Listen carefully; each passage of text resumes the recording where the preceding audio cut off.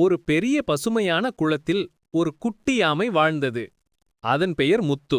முத்து மெதுவான ஆமை, ஆனா ரொம்ப நல்ல மனசுக்காரி. அது யாருக்கும் துன்பம் கொடுக்காது. எப்பவும் சின்ன சிரிப்போடவே இருக்கும்.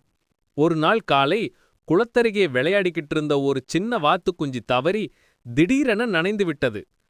அது குளத்தில் விழுந்து தடுமாற ஆரம்பிச்சது. வாத்துக்குஞ்சு பயந்து அழுதது.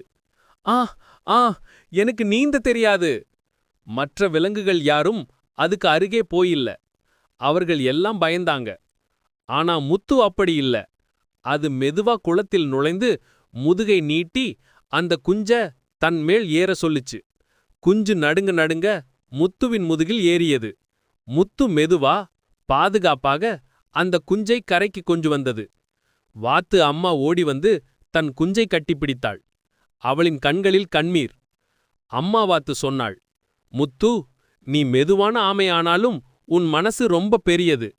மற்ற விலங்குகளும் முத்துவை சுற்றி நின்று கைத்தட்டினார்கள். முத்து சிரித்துக்கொண்டே சொன்னது, உதவி செய்ய வேகம்தான் முக்கியமில்லை, அன்பு இருந்தா போதும். அந்த நாளிலிருந்து முத்துவை எல்லாரும் அன்பு முத்து என்று அழைக்க ஆரம்பித்தார்கள்.